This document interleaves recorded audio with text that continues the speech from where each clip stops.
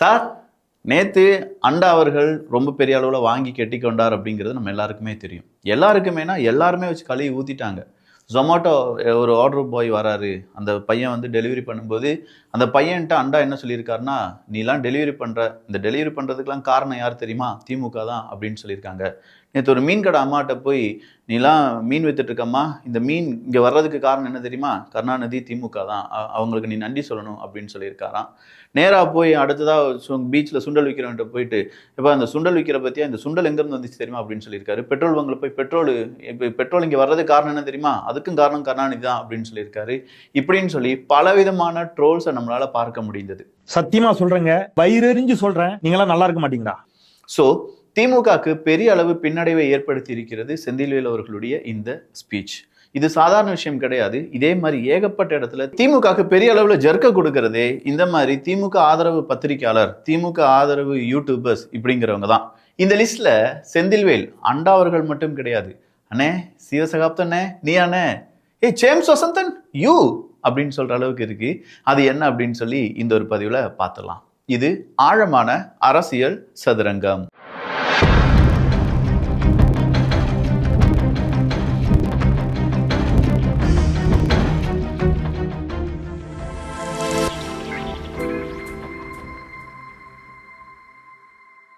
ஒரு நரேட்டிவ் அப்படிங்கிறத செட் பண்றாங்கங்க. இந்த நரேட்டிவை 2 விதமா மக்கள் புரிந்து கொள்ள வேண்டும். முதல் நரேட்டிவ் என்ன அப்படின்னு கேட்டீங்கன்னா, இந்த திமுக தோத்துருச்சு, அதன் பிறகு தாவேகா ஜெயிச்சிருச்சு, இல்ல தாவேகாக்கு அதிக சீட்டு கிடைச்சிருச்சு. ஜெயிச்சிருச்சு அப்படிங்கிறது ஆட்சி அமைக்கிற அளவுக்குலாம் வேண்டாமா. 20 சீட்டுக்கு மேல தாவேகா பிடிச்சிட்டாலே அது திமுகவினுடைய படுதோல்வியா திமுகவை சார்ந்தவர்கள் இப்போ சொல்ல ஆரம்பிச்சிருக்காங்க. இதை ஏன் சொல்ல ஆரம்பிச்சிருக்காங்கன்னா, போயும் 60 70 வருஷமா இருக்கக்கூடிய ஒரு கட்சியை இப்ப வந்து ஒரு கட்சி வீழ்த்தி விட்டதே அப்படின்னு சொல்ற ஒரு சொல் இப்போ திமுகக்கு கிடைச்சிரும். அதன் பிறகு திமுகவை யாராலையுமே காப்பாற்ற முடியாது. ஏன்னா திமுகவை இவ்வளோ நாள் ரொம்ப பலமா வைத்திருந்ததே அவங்களுடைய கூட்டணி தான். இந்த எலெக்ஷனுக்கு பிறகு அந்த கூட்டணி உடைய வாய்ப்புகள் இருக்கு. இந்த எலெக்ஷனுக்கு பிறகு திமுகக்குள்ளேயே சலசலப்பு ஏற்பட வாய்ப்புகள் இருக்கு. ஸோ இந்த எலெக்ஷன் ரிசல்ட் அப்படிங்கிறது திமுகவுக்கு ரொம்ப ரொம்ப ரொம்ப ரொம்ப முக்கியம் அப்படிங்கிறது தான் திமுக விசுவாசிகளுடைய மிக முக்கியமான விஷயம். ஸோ இந்த விஷயத்துல இருந்து அவங்க கொஞ்சம் கொஞ்சமா உளவுத்துறை ரிப்போர்ட் கிடைக்க கிடைக்க பகீர்னு அவங்களுக்கு நெஞ்சு வலி அப்படிங்கிறது ஏற்படுது. குறிப்பா ஐடி துறையை சார்ந்தவங்க, சென்னையில ஐடி துறையை சார்ந்தவங்க எல்லாருமே தாவேகாக்கு தான் ஓட்டு போட்டிருக்காங்க அப்படின்னு சொன்ன உடனே சென்னை திமுகவினுடைய கோட்டை அப்படின்னு சொல்லிட்டு இருந்தாங்கல்ல, அதுல பெரிய ஓட்டை விழுந்துரும் பார்த்தீங்களா. ஸோ அந்த கோட்டையில ஓட்டை விழுறதுனால அதை எப்படியாவது பூசி மொழுகுவதற்கு கொஞ்சம் நபர்களை முட்டு கொடுக்கறதுக்காக அனுப்புனாங்க. அப்படி முதல் முட்டு கொடுத்த நபர் யார் அப்படின்னு பார்த்தீங்கன்னா அன்னை செந்தில்வேல் அவர்கள் தான், அதாவது அண்டா அவர்கள் தான். அண்டா அவர்கள் முட்டு கொடுத்தாரு, மக்கள் எல்லாரும் வச்சு செஞ்சு போட்டாங்க. இன்னைக்கு அடுத்ததான் திமுகவினுடைய பல இந்த நிறைய உளவாளிகள்லாம் இருப்பாங்க. அதாவது நமக்கே தெரியாது அவங்களுடைய பெயர் முகவரி எதுவுமே ஒரிஜினலா இருக்காது, எல்லாம் டூப்ளிகேட்டா இருக்கும், எல்லாம் ஃபேக் ஐடியா இருக்கும். அதுல கொஞ்சம் பேர் எப்படி ஒரு மெசேஜை எல்லாருக்கும் ஃபார்வர்ட் பண்ணிட்டு இருக்காங்கன்னா, இவ்வளவு பெரிய தவறு செஞ்சதே கருணாநிதி தான். என்ன மாதிரி தவறு? அவர் மட்டும் ஆட்சிக்கு வந்து நம்ம என்ட்ரன்ஸ் எக்ஸாம், அதாவது என்ஜினியரிங் காலேஜுக்கு போகிறதுக்கான என்ட்ரன்ஸ் எக்ஸாமை நீக்கி விட்டார். அது நீக்காமல் இருந்திருந்தாங்கன்னா இப்போ நிறைய பேர் ஃபில்டர் ஆகிருப்பாங்க, அதாவது நிறைய என்ஜினியர்ஸ் வராமல் இருந்திருப்பாங்க. இந்த மாதிரியான தற்கூரி என்ஜினியர்ஸ் உருவாகினதுக்கு காரணம் யார் தானா? யாரு? நம்ம கருணாநிதி தானா. இப்படி நிறைய பேர் படித்து என்ஜினியர் ஆகி அவங்க ஐடி துறையில் வேலைக்கு போகிறாங்க பார்த்தீங்களா, அந்த படித்தவங்க திமுகவை கைவிட்டுட்டாங்க. ஸோ இதுக்கு கருணாநிதி என்ன செய்யாமல் இருந்திருக்கணும்? என்ஜினியரிங் காலேஜ் ஜாயின் பண்ணுறதுக்கான அந்த என்ட்ரன்ஸை தூக்காமல் இருந்திருக்கணும். ஏகப்பட்ட பேர் ஃபில்டர் ஆகி அந்த இடத்துல காலி ஆகிருக்கணும் அப்படின்னு சொல்ல ஆரம்பிச்சிட்டாங்க. நேற்று ஐடி துறையில் வேலை செய்கிறவங்க, இன்னைக்கு என்ஜினியரிங் மாணவர்கள், நாளைக்கு யாரை கடிச்சு வைக்க போகிறாங்க அப்படிங்கிறது நமக்கு தெரியலை. ஸோ இவங்களுடைய அந்த பயம் அப்படிங்கிறது வெளிப்பட ஆரம்பிக்குது. இது சாதாரண பயம் கிடையாது. திமுகவினுடைய ஒரு மரண பயமாக இவங்களுடைய அந்த பயத்தை நம்ம பார்க்கும்போது, நம்ம எல்லா விஷயங்களையும் அப்படியே தொட்டு பார்க்கும்போது ஓகே, திமுக இதுக்கு பயந்துட்டு இருக்காங்க.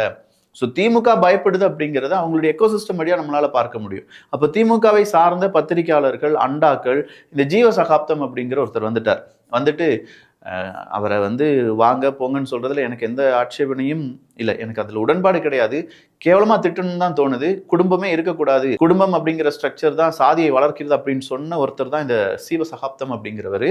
சோ அவர் என்ன சொல்லியிருக்காரு அப்படின்னு பார்த்தா, பாஜக இவிஎம் மூலமாக தான் ஓட்டு போட்டு ஒரு டிஃபால்ட்டா பிஜேபி ஜெயிக்கிற மாதிரி தாமரை ஜெயிக்கிற மாதிரி பண்ணிட்டு இருக்காங்க விமர்சனத்தை நான் வைக்கல, இப்போ வைக்கல, கடந்த மக்களவை தேர்தலில் இருந்து நடக்குது. இப்ப ஆசையில பாஜக விஜய்ங்கிற முகமதியோட வந்திருக்கு. பாஜக இங்க ஜெயிக்குது, 30 தொகுதி ஜெயிக்குது, 40 தொகுதி ஜெயிக்குது, யாரும் போக மாட்டாங்க. ஆனா விஜய் 8 தொகுதி 9 தொகுதி 10 தொகுதி ஜெயிக்கிறாரு மாதிரி சட்டம் பண்ணிட்டு தொங்கு சட்டசபை மாதிரி அதிமுக ஒரு வெயிட் பண்ணி ஒரு சீட் வர மாதிரி பண்ணிட்டு மொத்தம் 112 சென்ட் கூட்டணி ஆட்சி அப்படி மாதிரி கான்செப்ட் இவங்க கொண்டு வர மாட்டாங்க. என்ன பயம் இருக்கு? அப்ப என்ன உத்தரவாதம் இருக்கு? ஏன்னா அழுகுற அழுதுக்கு இருக்க நீ. இவிஎம் மெஷின் இருக்கு பாத்தீங்களா, பொதுவா நார்த் இந்தியால இந்த இவிஎம் மெஷினை வச்சு பிஜேபி போக்கு காண்பிப்பாங்க. திடீர்னு வாக்குகள் உயரும் குறையும், அதுக்கெல்லாம் காரணம் இவிஎம் மெஷின் தான். அதே மாதிரி தமிழ்நாட்டுல வந்து அப்படி பிஜேபிக்கு யாரும் ஓட்டு போட்டுற மாட்டாங்க. அதனால இவிஎம் மெஷின் என்ன செஞ்சாங்க, கொஞ்ச நாள் சும்மா அப்படியே வச்சிருந்தாங்க. ஆனா இப்போ அதுக்காக விஜய் அவர்களை உள்ளக்க அனுப்பியிருக்காங்க. ஸோ விஜய் அவர்கள் ஜெயித்ததற்கான இல்லாட்டி ஜெயிக்க போறதுக்கான காரணம் என்ன அப்படின்னு கேட்டீங்கன்னா, பாஜக விஜய் அவர்களுக்காக இவிஎம் மிஷினை டியூன் பண்ணி ஏகப்பட்ட ஓட்டுகள் விஜய் அவர்களுக்கு கொடுக்குற மாதிரி செட் பண்ணியிருப்பாங்க. ஸோ அந்த பயம் எனக்கு இருக்கு, அதனால விஜய் அவர்கள் ஏகப்பட்ட சீட்டுகளை எடுக்கிறதுக்கான வாய்ப்புகள் இருக்கு. என்னென்ன இதெல்லாம் கான்ஸ்பிரசி தியரின்னு சொல்லுவாங்கன்னு, முற்போக்கு பேசணும்னு சொல்லிட்டு நீயே பிற்போக்கு பேசலாமாண்ணே? ஏண்டா இவிஎம் மிஷினை ஒண்ணுமே செய்ய முடியாது அப்படிங்கிறது பலருடைய குற்றச்சாட்டு. ஏகப்பட்ட பேர் அது நிரூபணமும் பண்ணிட்டாங்க. இதுக்கு ராகுல் காந்தி அவர்கள் எவிடன்ஸ் கொடுத்திருக்காரு அப்படின்னு சொல்றீங்களே, அப்படின்னா இந்த எலெக்ஷன் நடந்துச்சு பாத்தீங்களா, இந்த எலெக்ஷன் கடைசியா எம்பி எலெக்ஷன் நடந்துச்சு பாருங்க, 40 உங்களுக்கு தானே கிடைச்சி, அங்கேயும் ஓட்டு என்ன இவிஎம் மிஷின்ல தானே போட்டீங்க, அங்க மட்டும் என்ன நம்ம எழுதி தபால் ஓட்டு மாதிரி எழுதியா போட்டோம் கிடையாதுல்ல.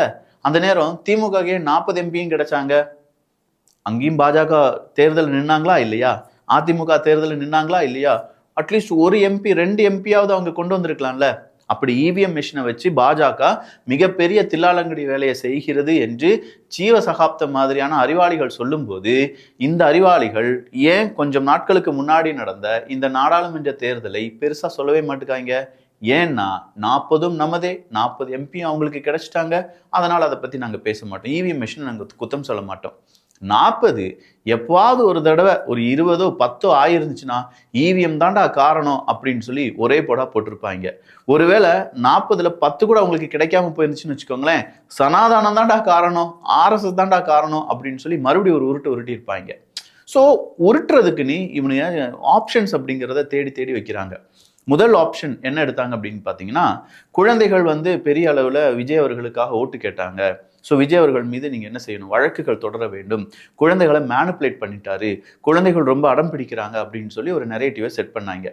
இந்த நரேட்டிவை விஜய் அவர்களுடைய ஆதரவாளர்கள் விர்ச்சுவல் வாரியர்ஸ் எப்படி ரொம்ப பெரிய அளவு உடைத்தார்கள் அப்படின்னா, ஒவ்வொரு அரசியல் தலைவர்களும் குழந்தைகளை வைத்து, ஈவன் உதயநிதி ஸ்டாலின் அவர்கள் அவருடைய தேர்தல் பிரச்சாரத்தின் போது ஒரு குழந்தை திமுக வாழ்க, திமுகவினுடைய தலைவர் உதயநிதி வாழ்க அப்படின்னு சொல்றதும், அவங்களுடைய குட்டி குழந்தைகள் ஃபிளாகை தூக்கிட்டு வர்றதும், இதெல்லாமே அவங்க வீடியோவா வெளியில விட்டு, என்னடா திமுக நீ செஞ்சா தப்பு இல்லை நாங்க செஞ்சா தப்பா அப்படின்னு சொல்லி கேள்விகளை கேட்டாங்க. அந்த நரேட்டிவ் செட் ஆகல, உடஞ்சி தூளா போயிருச்சு.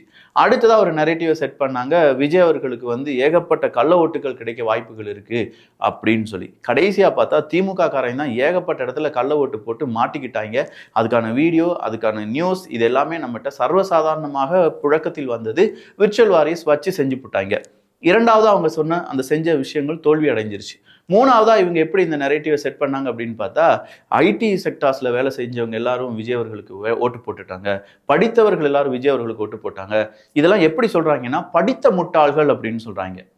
உண்மையிலேயே படித்த முட்டாள்கள் மாற்றத்துக்காக ஓட்டு போட்டாங்க அப்படிங்கிறத விட, நாளைக்கு விஜய் அவர்கள் ஜெயிக்கிறார் இல்ல, அது இல்லை இங்க மேட்டர். திமுகக்கு எதிராக எவன் ஓட்டு போட்டாலும் அவனை படித்த முட்டாள் அப்படின்னு சொல்லுவாங்க. நீலாம் திங்கிறது சாப்பாடு தானாடா, அந்த சாப்பாடை நாங்க தானே உனக்கு பிச்சை போட்டோம் அப்படின்னு சொல்லுவாங்க. இங்க இருக்கக்கூடிய நீதிபதிகள், இவ்வளவு நீதிபதிகள் வர்றதே திமுக போட்ட பிச்சை அப்படின்னு சொல்லுவாங்க. நீங்க பஸ்ல பயணம் செய்யறது திமுக போட்ட பிச்சை, ஓசி அப்படின்னு சொல்லுவாங்க. அடுத்ததான் நாம பான்ஸ் பவுடர் போடுறதுக்கும், இல்லாட்டி நம்ம ட்ரெஸ்ஸை போடுறதுக்கும், நம்ம வீட்டுல இருந்து கோமணத்தை தாண்டி நம்ம இப்ப ஜட்டி போடுறதுக்கும் அதுக்கும் காரணம் திமுக தான் அப்படின்னு சொல்லுவாங்க. ஸோ இப்படி ஒவ்வொரு நரேட்டிவை செட் பண்ணிட்டு வராங்க. அப்போ இந்த இடத்துல அவங்க என்ன செய்யறாங்கன்னா, போலியான ஸ்டிக்கர் அப்படிங்கிறத ஒட்டுறாங்கன்னு சொல்லி நிறைய பேர் சொல்றாங்க. உண்மையிலேயே வேலிடான ஒரு ரீசன் இந்த போலி ஸ்டிக்கர்ஸ் அப்படிங்கிறது ஒட்டப்பட்டு வருகிறது என்பதுதான். திமுகக்கு இது உண்மையான தொழிலா இல்லையான்னு தெரியல. ஆனா திமுகவினுடைய ஆதரவாளர்களுக்கு இது குலத்தொழிலாகவே இருக்கிறது, இந்த போலி ஸ்டிக்கர்ஸ் அப்படிங்கறத ஒட்டுறது. அது என்ன போலியான ஸ்டிக்கர்ஸ் அப்படிங்கறத நான் சொல்லிடுறேன். அதுக்கு முன்னாடி இன்னொரு விஷயத்த பாருங்களேன்.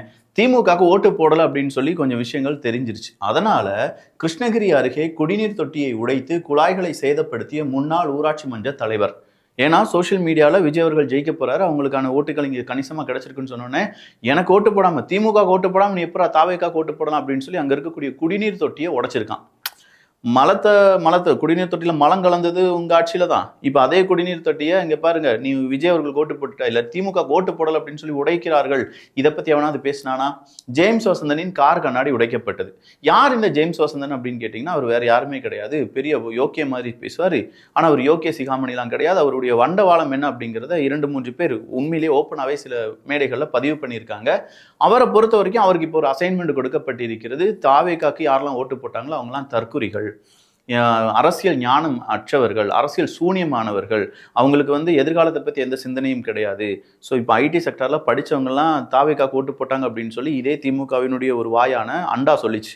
அப்போ படித்தவர்கள் தாவேக்காக்கு ஓட்டு போட்டிருக்காங்க. இன்னொரு வாய், திமுகவினுடைய இன்னொரு வாய், அவருக்கு இப்போ கலைஞர் ஏதோ சேனலில் வேலையெல்லாம் போட்டு கொடுத்துருக்காங்க போல ஜேம்ஸ் வசந்தனுக்கு. அப்போ அதனால் அவர் பேசித்தானே ஆகணும், அவருக்கு 200 ரூபா பசிக்கும்ல. அப்போ அவர் என்ன செய்கிறார் அப்படின்னு பார்த்தீங்கன்னா, இப்போ படித்தவர்கள் அப்படிங்கிறவங்க தாவேக்கா கோட்டு போட்டிருந்தாங்க, அவங்களாம் முட்டாள்கள், அவங்கெல்லாம் அரசியல் ஞானமற்றவர்கள் அப்படின்னு சொல்லி அதை ஒரு செட்டப் பண்ணுறாரு. இப்படி செட்டப் பண்ணி இதுக்கான டிவி டிபேட் ஷோலாம் நடத்திட்டு இருக்கும்போது அவருடைய கார் கண்ணாடி உடைக்கப்படுது.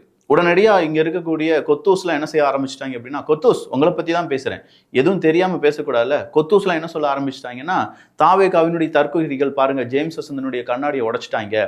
ஸோ அரசியல் காழ்ப்புணர்ச்சி, அரசியல் எதிரி இவங்கெல்லாம். அரசியலை பற்றி பேசினாலே யாராவது விஜய் அவர்களை பற்றி எதிர்த்து பேசினா கார் கண்ணாடியை உடைக்கிறானுங்க, இவனுங்கெல்லாம் நாளைக்கு ஆட்சிக்கு வந்துட்டானுங்கன்னா என்ன செய்யறது அப்படின்னு சொல்லி பெரிய ஒரு பிம்பத்தை கட்டி அமைத்தார்கள். நானும் யோசிச்சேன், என்னடா கார் கண்ணாடி உடைச்சிருக்காங்களே, யார் உடைச்சிருப்பா? ஆனால் இவனுங்கெல்லாம் தாவேக்காவினுடைய ஆதரவாளர்கள் அப்படின்னு சொல்லிட்டு இருக்காங்களேன்னு சொல்லி பார்க்கும்போது இன்னைக்கு காவல்துறை ரிப்போர்ட்டை கொடுத்துருக்கு. அந்த ரிப்போர்ட்டின் அடிப்படையில் ஜேம்ஸ் வசந்தன் ஒரு வீட்டுக்கு முன்னாடி காரை கொண்டு நிப்பாட்டியிருக்கார். அந்த வீட்டில் இருக்கிறவங்க, குடியிருக்கிறவங்க, உண்மையான ஓனர்ஸ், அங்கே ஒரு பெண் அந்த வீட்டுக்கு போக முடியாத அளவுக்கு இவன் என்ன செஞ்சிருக்கான், கேட்டை மறைச்சிட்டு காரை நிப்பாட்டியிருக்கான். இப்படி காரை நிப்பாட்டினோடனே அந்த ஓனருக்கு பயங்கரமான ஆத்திரம் வந்திருக்கு. அது எப்படா என் வீட்டுக்குள்ள என்னுடைய அம்மாவோ அப்பாவோ தங்கச்சியோ யாரோ ஒருத்தவங்க போக முடியல, நீ காரை நிப்பாட்டியிருக்குன்னு சொல்லி லைட்டா இப்படி தட்டி இருக்கான், அது உடஞ்சிருக்கு. இதுதான் காரணமே தவிர அதுக்கு பின்னாடி எந்த அரசியல் காரணமும் கிடையாது. வீட்டை மறிச்சு, வீட்டுக்கு போற வழியை மறிச்சு ஒருத்தன் காரை நிப்பாட்டினானா லைட்டா நமக்கு கோபம் வருமா வராதா? அந்த கோபத்தின் வெளிப்பாடு கார் கண்ணாடி உடைக்கப்பட்டுச்சு. ஆனா இதை திமுக, அதை சார்ந்திருக்கக்கூடிய கொத்தூஸ் எந்த மாதிரி டெமான்ஸ்ட்ரேட் பண்ணாங்க அப்படின்னா, இதுக்கெல்லாம் காரணம் தாவேக்கா தான் அப்படின்னு சொல்லி ஒட்டுமொத்தமா இதுக்கான ஒரு அஜெண்டாவே மாத்தினாங்க. அதுவும் இப்போது உடஞ்சிருச்சு. ஜேம்ஸ் வசந்தனுக்கு வேற வழியே கிடையாது. ஐயோ பாவம், யார் பெத்த பிள்ளை அப்படிலாம் வேண்டாம். இந்த ஜேம்ஸ் வசந்தன் மேல என்னெல்லாம் பிரச்சனைகள் இருக்கு அப்படின்னு நான் சொல்லிடுறேன். கோவை மாணவி ஒருத்தவங்க கூட்டு பாலியல் வன்புணர்வு செய்யப்படுறாங்க. அதுக்கு காரணமே அந்த மாணவி தான். கூட்டு பாலியல் வன்புணர்வு செஞ்சதுக்கு காரணமே அந்த மாணவி தான். அவங்க ஏன் வெளியில போகணும், அவங்க தனியாக ஏன் வெளியில போகணும், இந்த நேரத்தில் ஏன் இரவுக்கு போகணும், ரேப் பண்ணவன் வாழ்க்கையை தொலைச்சிட்டானே அப்படின்னு சொல்லி பேசின ஒரு நாய் தான் இந்த ஜேம்ஸ் வசந்தன் அப்படின்னு சொல்லி வேற ஒருத்தர் கருத்து பதிவு பண்றார். நான் சொல்லலைங்க, அவர் சொல்லியிருக்காரு. இதை விட கேவலமாலாம் திட்டியிருக்காங்க. அடுத்ததா இவருடைய பக்கத்து வீட்டு 63 வயது பெண்மணியை, 63 வயசு இருக்கக்கூடிய ஒரு பெண்மணியை ஆபாசமாக திட்டி சண்டை போட்டதாக இவர் மீது வழக்கு தொடர்ந்து அதுல 2 நாள் உள்ள இருந்து மறுபடியும் ஜாமீனுக்கு வெளியில வந்தார் அப்படின்னு சொல்லக்கூடியது இன்னொரு வழக்கு. அடுத்ததா இவருடைய மனைவி இவருக்கு பல்வேறு பெண்களுடன் தொடர்பு இருப்பதாகவும் காவல்துறையில் புகார் கொடுத்துள்ளார். இன்னொரு பெண்ணை தன்னுடைய மனைவி என்று சொல்லி இணைந்து வாழ்ந்து வருவதாக அவருடைய மனைவி குற்றம் சுமத்தி இருக்கிறார்.